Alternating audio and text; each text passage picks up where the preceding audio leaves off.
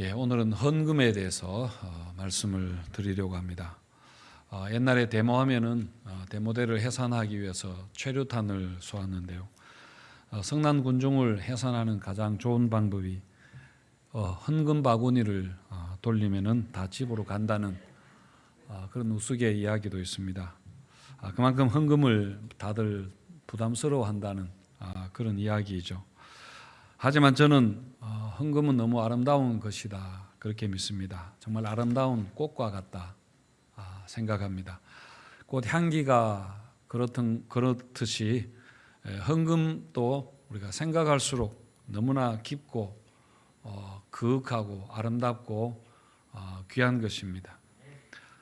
그래서 빌립보서에서 바울이 빌립보 교회가 보낸 헌금을 하나님이 맡으시고 기뻐하시는 향기로운 제물이라 그렇게 했습니다.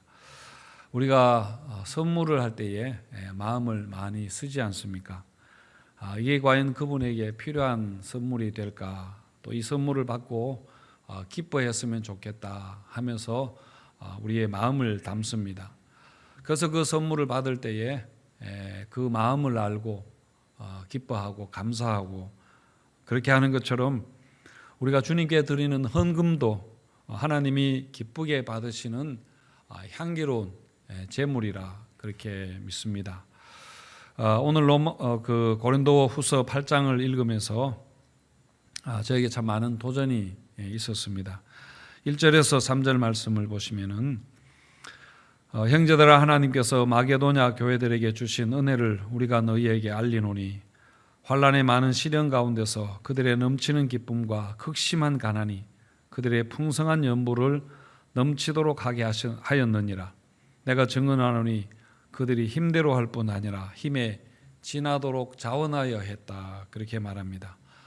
마게도냐 지역의 교회들은 빌립보 교회, 데살로니가 교회, 베레아 교회 같은 그런 교회들을 이야기하는데 이 교회들이 당시에 많은 시련이 있었고 극심한 가난 중에 있었지만은 예루살렘 교회를 돕는 헌금에 풍성하게 연보했다는 그런 칭찬의 말입니다. 코로나가 오고 교회들이 재정적으로 많이 어려워졌을 거라 하는 것은 누구나 예상하는 그런 일입니다. 개척교회들, 미자립 교회들은 원래가 많이 어려웠었는데 코로나 때문에 훨씬 더 어렵게 되었을 것입니다. 하지만 마게도냐 교회들이 그랬던 것처럼 우리가 예상했던 것과는 다른 사실도 있습니다. 제가 여러 목사님들, 친구 목사님들 또 아는 목사님들과 이렇게 교제하면서 이야기할 때에 교회가 코로나로 많이 어렵지 않느냐 그렇게 물으면은 의외로 대부분은 재정적으로는 문제가 없다 그렇게 말합니다. 오히려 교인들이 코로나 때문에 교회가 어려울 거라 생각해서 헌금을 더 많이 하는 것 같다 그런 이야기를 주로 듣습니다. 물론 우리 교회도 이미 재직회나 공동의회에서 보고가 된 일입니다만은 이번에 재정적으로 크게 어렵지 않은 것은 사실 너무 감사한 일입니다. 그런데 한국 교회만 그런 것이 아니라 제가 미국에 있는 교회 한 목사님과 통화를 하는데 거기도 같은 이야기를 그렇게 했습니다. 또 몇몇 선교 단체들도 비슷한 이야기 하는 것을 제가 들었습니다. 사실 여러분 코로나로 인해서 실제로 어렵게 된 교회들이 많이 있을 텐데 이런 말을 하는 것이 굉장히 조심스럽기는 합니다. 아주 조심스럽습니다만은 그러나 하나님이 주신 은혜를 감사하지 않을 수 없어서 그렇게 말씀을 드리는 것이고 또 한편으로는 주님 앞에 굉장히 두려운 마음을 가지게 되고 그래서 교회가 정말 헌금을 잘 사용해야 되겠다. 주님 보시기에 바르게 사용해야 되겠다. 그런 생각을 하게 됩니다. 그러면서 또 한 가지 하나님 우리에게 주시는 교훈이 있다고 믿습니다. 그거는 뭐냐면은 하나님이 교회들에게 자족하는 비결을 배우라 그렇게 하시는 겁니다. 빌립보서 말씀을 보면은 빌립보 교회가 바울에게 3번이나 헌금을 그렇게 했습니다. 그 헌금을 받고 바울이 거기에 대해서 감사하고 빌립보 교회를 크게 칭찬을 하는데요. 하지만 바울은 그렇게 하면서 우리가 귀담아 들어야 할 그런 중요한 말을 합니다. 그 내용이 이렇습니다. 빌립보서 4장의 말씀인데, 여러분들이 내게 보낸 헌금은 내게 크게 유익이 되었다마는, 그런데 사실 나는 아무것도 부족한 것이 없고 오히려 모든 것에 내가 풍족하다. 왜냐하면은 나는 풍부에 처할 줄도 알고 궁핍에 처할 줄도 아는 자족하는 일체의 비결을 배웠기 때문이다. 그렇게 말합니다. 나는 선교사가 아니냐, 그런 의미죠. 하지만 보낸 헌금을 내가 감사하게 잘 받았고, 또 이렇게 여러분들을 칭찬하는 것은 이런 상황, 극심한 감옥에 갇혀 있고 혼란, 그 어려운 상황에서 나를 풍성하게 하신 그 하나님께서 여러분들도 그렇게 하실 거라는 것을 믿어야 한다. 내가 그것을 알려주려 한다. 그렇게 합니다. 여러분, 선교 사명적인 교회는 이렇게 자족하는 비결을 우리가 배워야 한다고 믿습니다. 그래서 우리가 풍부에 처할 줄도 알고 또 궁핍에 처할 줄도 알고, 어떤 상황이 있든지 간에 거기에 상관하지 않고 우리는 주신 사명을 행하는 그런 교회가 되어야 할 줄로 그렇게 믿습니다. 오늘 헌금에 대해서 우리가 생각하면서 먼저 헌금이 무엇인가 하는 것을 짧게 몇 가지 보겠습니다. 먼저 헌금은 중요한 예배의 행위입니다. 구약 성경에 보면 이스라엘 백성들이 하나님께 제사 드릴 때에 항상 제물을 바쳤습니다. 죄를 지은 인간이 하나님께 나아갈 수 있는 유일한 길이 제사였는데요. 그래서 제사 드릴 때는 그래서 항상 제물을 바쳤습니다. 그 제물에는 속죄의 의미도 있고 감사의 의미나 또 화목의 의미, 봉사와 헌신의 의미 등등을 그 제물에 포함하고 있습니다. 제물은 주로 동물을 잡아서 드렸지만은 그게 여의치 않을 때는 곡식을 드려도 괜찮았습니다. 어쨌든 제사하면서 제물을 드리는 것은 사람이 하나님께 나아가면서 자기 자신을 대신해서 제물을 드리는 것입니다. 그러니까 내가 죽어야 하는데 나를 하나님께 드려야 하는데 제물을 대신 바치지만은 사실은 나를 하나님께 드립니다. 나를 바치는 표시로 제물을 드리는 것입니다. 물론 나중에는 예수님이 친히 산 제물이 되셔서 우리 위해서 단번에 속죄 제물로 죽으셨지만은, 지금 우리가 헌금을 하는 것은 우리 죄를 위해서 죽으신 그 주님께 정말 우리를 드리는, 우리 자신을 드리는 그런 헌신의 표시로 우리가 헌금을 드리는 것입니다. 그래서 예배 드릴 때는 항상 우리가 헌금을 하게 되어 있습니다. 그리고 또 헌금은 교회 복음 사역에 참여하는 일입니다. 빌립보서 4장 14절과 15절 말씀에 보시면은 바울이 이렇게 말합니다. 그러나 너희가 내 괴로움에 함께 참여하였으니 잘하였도다. 빌립보 사람들아, 너희도 알거니와 복음의 시초에 내가 마게도냐를 떠날 때에 주고받는 내 일에 참여한 교회가 너희 외에 아무도 없었느니라. 그렇게 하는데요. 빌립보 교회가 바울에게 보낸 그 선교 헌금에 대해서 감사하면서 한 말입니다. 너희가 내 괴로움에 참여하였다. 그렇게 하는 것은 바울이 복음을 전하다가 붙잡혀서 감옥에 갇히기도 하고 그런 고초를 지금 겪고 있는데, 바울에게 헌금을 보내는 것은 바로 그 사역에, 복음 사역에 참여하는 일이다. 그런 말입니다.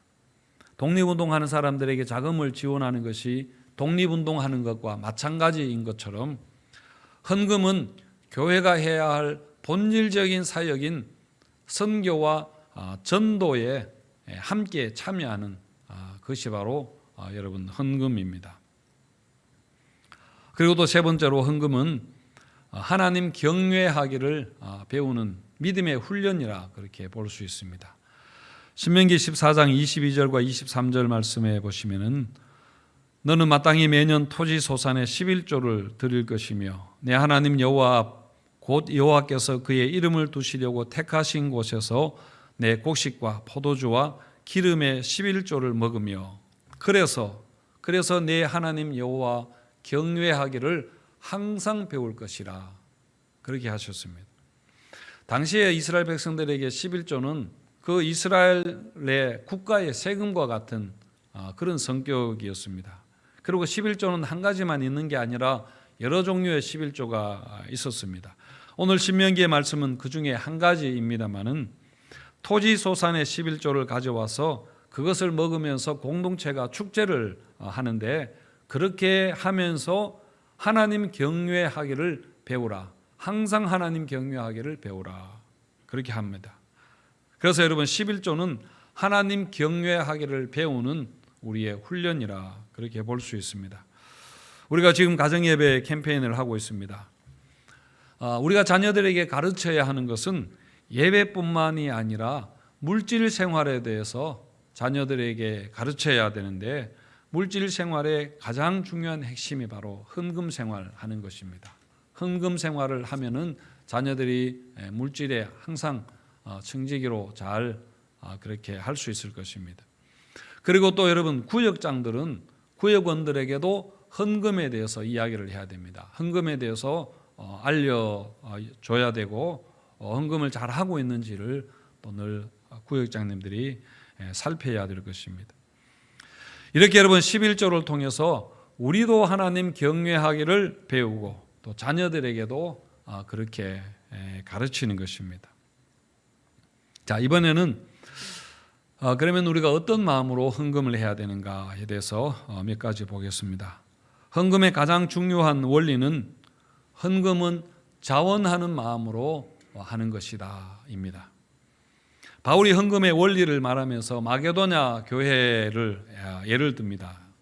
고린도후서 8장 2절과 4절 말씀에 보시면은 환난의 많은 시련 가운데서 그들의 넘치는 기쁨과 극심한 가난이 그들의 풍성한 연부를 넘치도록 하게 하였느니라. 내가 증언하노니 그들이 힘대로 할 뿐 아니라 힘에 지나도록 자원하여 이 은혜와 성도 섬기는 일에 참여했다. 그렇게 말합니다.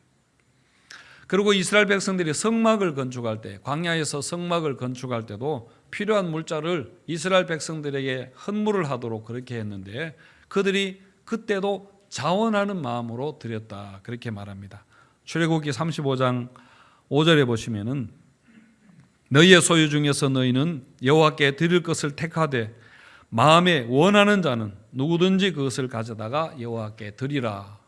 그렇게 했는데 결과가 어떻게 되었는가 하면은 백성들이 너무 많이 가지고 와서 나중에 모세가 이제 그만 가져와도 된다. 이제 남았다. 그렇게 광고를 하기도 했습니다. 그리고 성전 건축할 때 그 예루살렘 성전 건축할 때도 마찬가지였습니다. 역대상 29장에 보시면은 백성이 자원하여 드렸으므로 기뻐하였으니 곧 그들이 성심으로 여호와께 자원하여 드렸으므로 다윗 왕도 심히 기뻐하니라. 그렇게 했는데 그래서 다윗이 나중에 하나님께 감사하며 기도할 때 이렇게 기도합니다.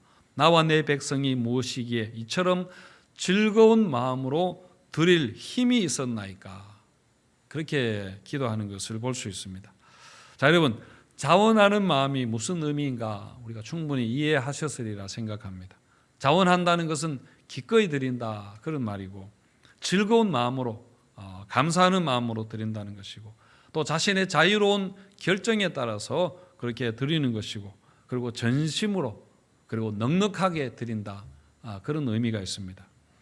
그리고 지금 제가 인용했던 세 곳의 말씀이 모두 헌금을 많이 하라고 독려하는 그런 상황이 아니라 헌금을 잘했다고 헌금을 많이 했다고 칭찬하면서 하신 말씀들입니다.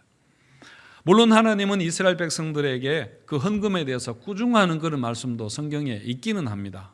하지만은 그것은 헌금하는 그들의 자세에 대해서 태도에 대해서 신앙을 이야기를 한 것이고요.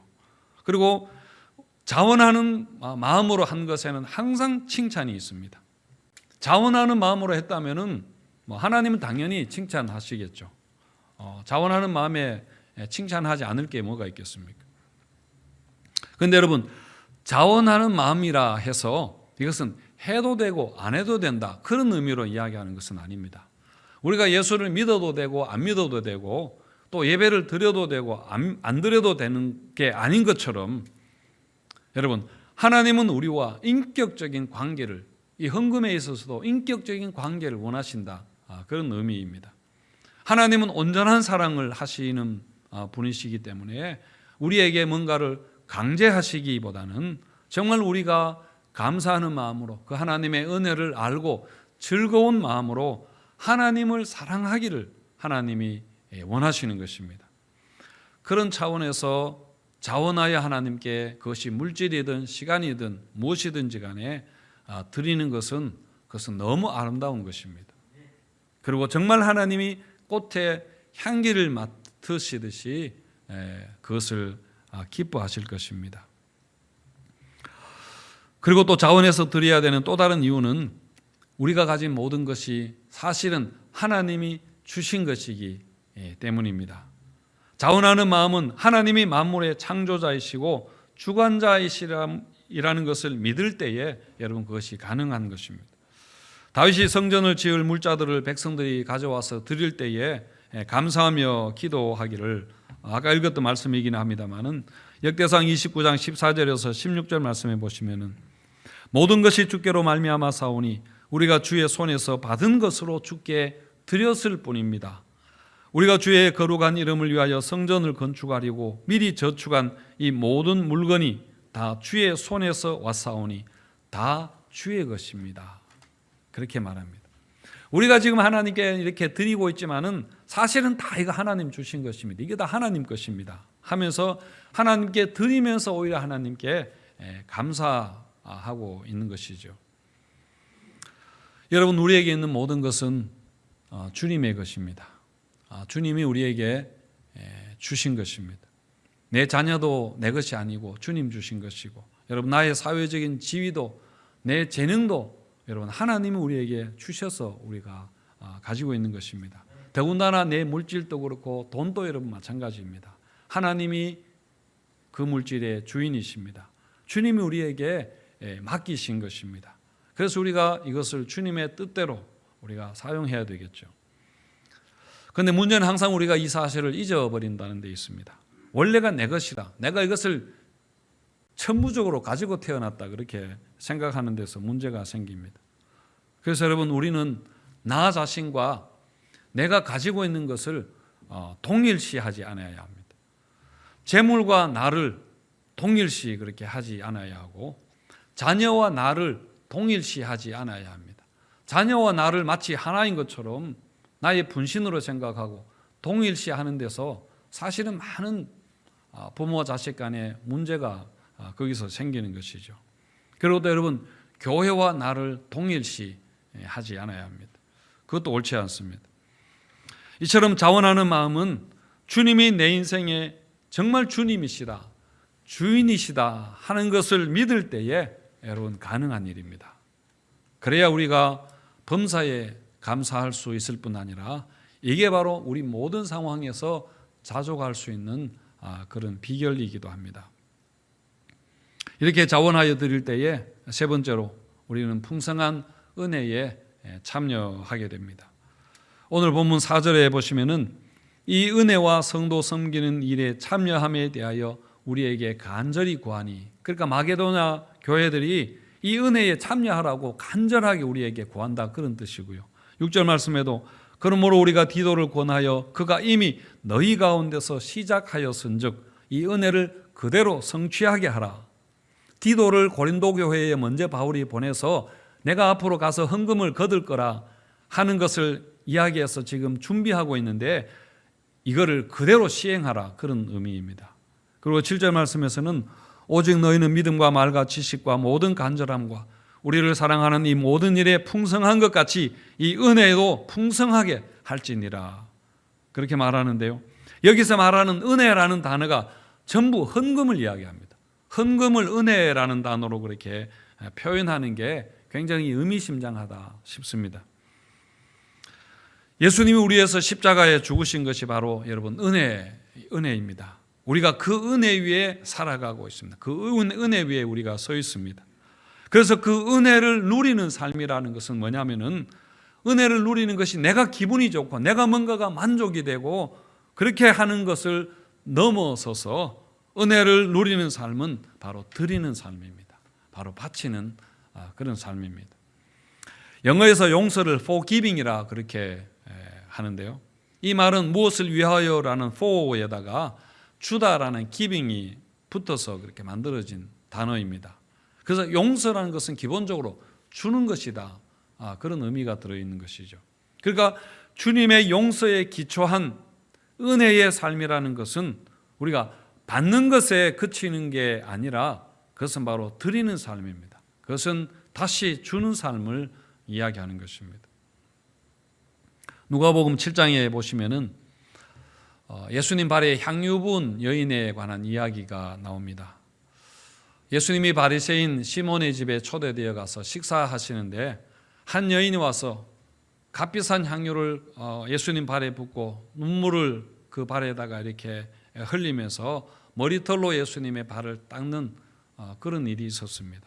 그런데 그걸 보면서 그 호스트인 바리새인 시몬이 굉장히 못마땅하게 생각을 합니다.